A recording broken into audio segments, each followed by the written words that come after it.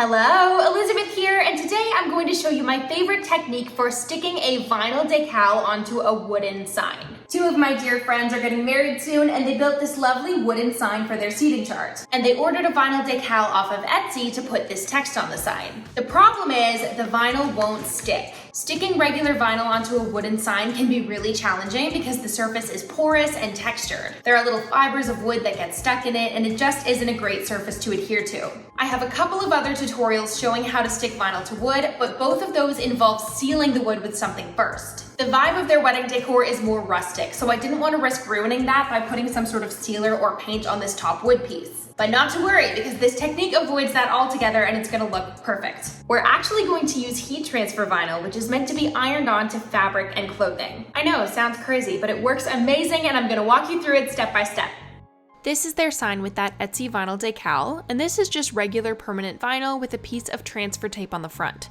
But no matter how much pressing you do on the text, it just won't transfer and stay put. You can see the little bits of wood getting stuck in the adhesive. Unfortunately, this is useless to us, so I'm just going to peel it off and start fresh. I made a new decal out of heat transfer vinyl using my Cricut machine. All the products I'm using in this video are linked in the description below. I made this design in Canva, and the font I used is called Brittany. I saved it as an image and uploaded it to Cricut Design Space, and then I cut the design out of my white heat transfer vinyl. This was larger than 12 inches, so I had to use my extra large 12 by 24 inch mat, which I highly recommend for projects like this instead of doing it in two pieces and trying to line them up perfectly. I weeded all of the excess vinyl, and then it was ready to be transferred onto the wood. I highly suggest doing a test piece on the back of your wood if you can. I did this little heart design in the back corner, and that worked out great, so I went ahead with the text on the front. I made sure it was aligned nice and straight, and then applied some pressure to stick the carrier sheet into place. For this type of project, I like to use my Cricut EasyPress Mini, and this is because I don't want to leave a large heat press or household iron sitting in one spot on the wood for any length of time. With the EasyPress Mini, I can be a lot more careful with where I'm targeting my heat and use constant motion to make sure I'm not marking up the wood or fading the stain in any way. I have it set to medium heat, and it turns green when the temperature is reached. And I'm just using constant motion and a bit of pressure to run my mini heat press along each of the letters. As I go, I like to carefully peel back the carrier sheet while it's still warm and make sure every little section of each letter is stuck down and not lifting back up with the carrier sheet. If any pieces are lifting up, just gently lay the sheet back down and go back over those sections again. Depending on how textured your wood is, you might need some extra pressure in those areas.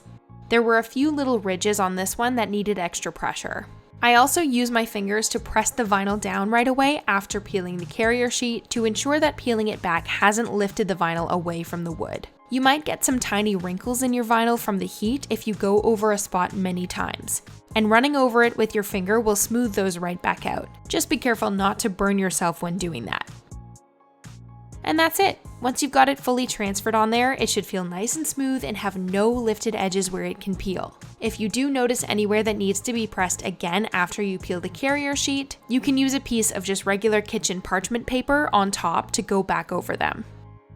I hope you found this tutorial helpful, and if you enjoyed this video, I would love for you to subscribe to my channel and leave a comment letting me know what sort of videos you'd like to see in the future. See you later!